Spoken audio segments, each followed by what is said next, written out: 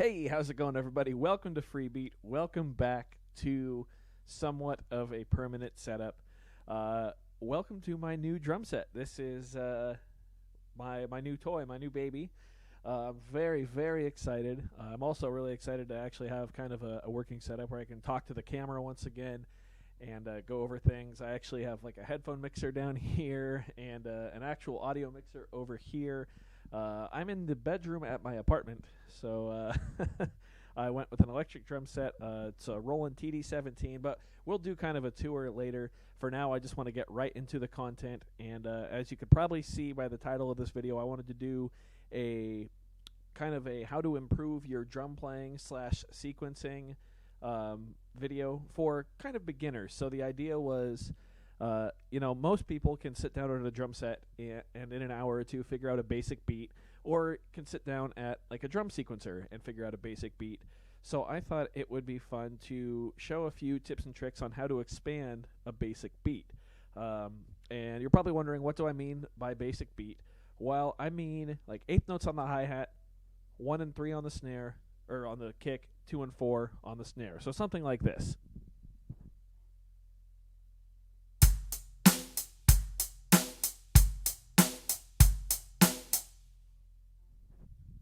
A basic rock beat.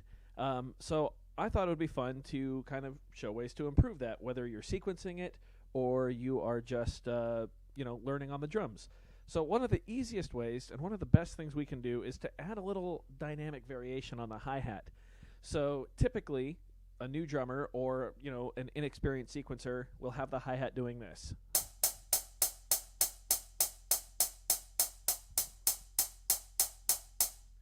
Let me turn off the microphone real quick so we can hear that better.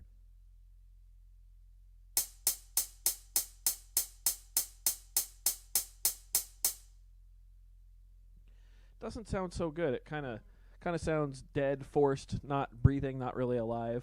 So what we're going to do is we're going to alternate how hard we hit the hi-hat. So we're going to start hitting it that hard, but every other time we hit it, we're going to hit it a little softer. So it's going to kind of sound like this.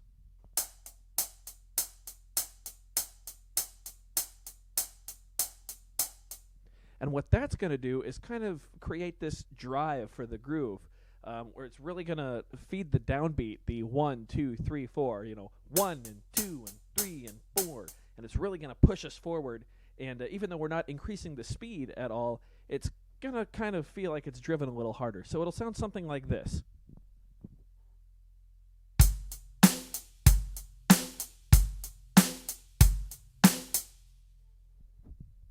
Which is a lot better than, didn't play with two hands there, but you get the idea.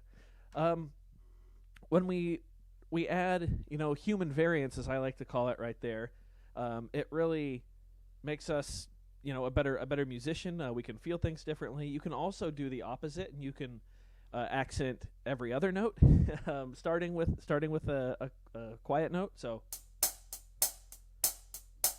that's fun too. That's a little harder, a little more advanced, just because it requires a little more, separation in your brain.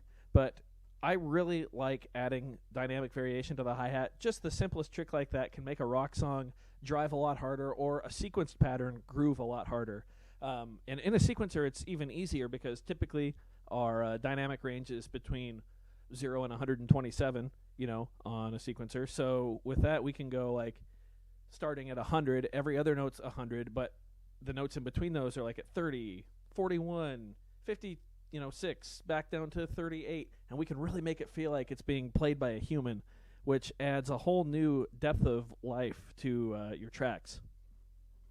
So now moving on, we are going to expand on this even more, and we are going to put some 16th notes at the end of the phrase. So it's going to sound like this. I'll count it out for you. 1 and 2 and 3 and 4. 1 and 2 and 3 and 4. And 1 and 2 and 3 and 4. And 1 and 2 and 3 and 4. And a 1. You kind of get it? So here it is without counting.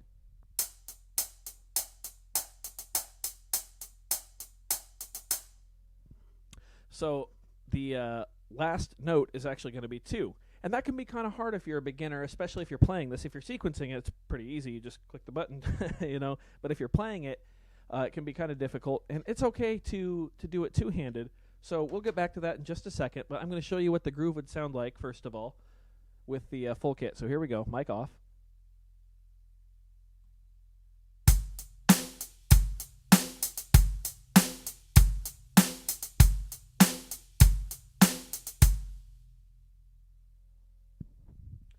And so here's an example, or here's what I was talking about when I said you could play it with two hands if you want. So if you're a beginner, feel free to stick it like this.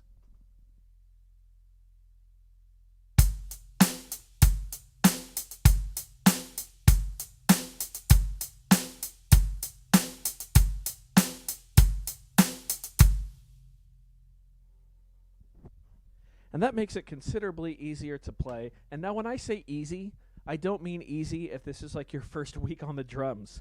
I mean easy for someone who has a basic understanding of playing around the kit in time. So if you are a beginner, don't get discouraged because it gets easier, the more you play it. Practice makes perfect. So if you're just starting out and you're still working on that basic beat, keep at that basic beat. Don't worry about varying your hi-hat or any of this. I still suggest watching videos and other ones like this. There's plenty on the internet. Just because it starts to train your brain to be aware of what you're hearing, especially when you're listening to other music, and you can start to hear changes in your own playing, and it really helps. At least it helped me when I was learning.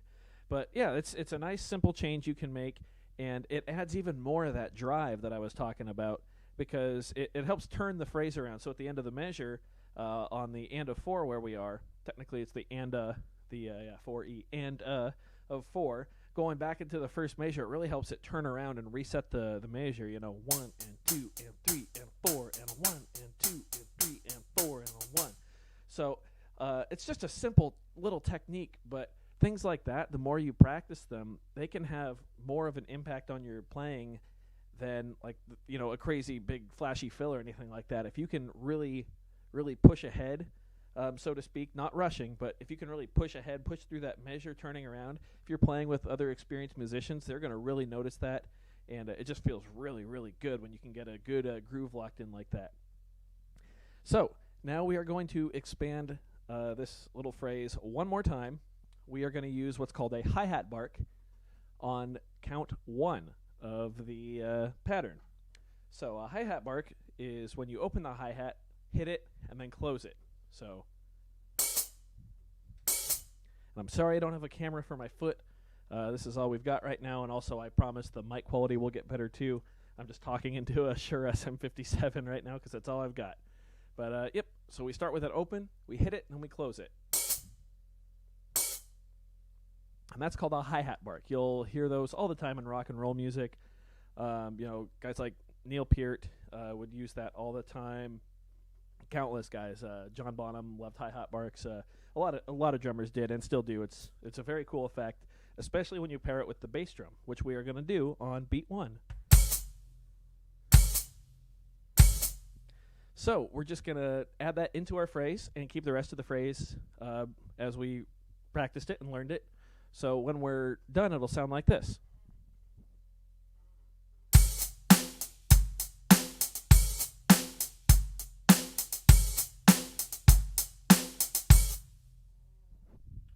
Sorry, I added a little extra 16th note in there too, but it'll really just kind of pop the phrase off, and you don't have to do it every time. If you do it every other time, it kind of makes us anticipate it and varies it up so that the listener kind of looks forward to it every time as well. But you can use that really in any pattern. A hi-hat bark on count 1 is a really, really fun way to kind of spice things up. But I really enjoy it in this pattern, especially with the turnaround that we talked about at the end of the phrase. It kind of pays it off. So if we do it every other time.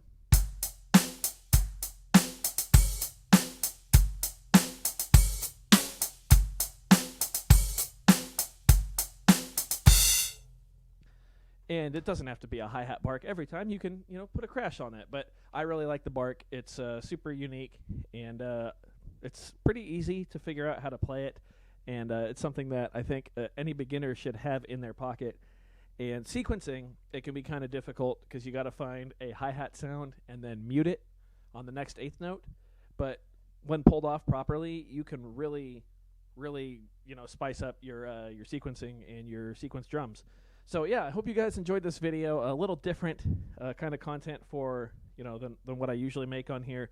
But if you guys want more like this, go ahead and click the like button. Be sure to subscribe. They're not all going to be like this. I really plan on trying to vary it up in the future.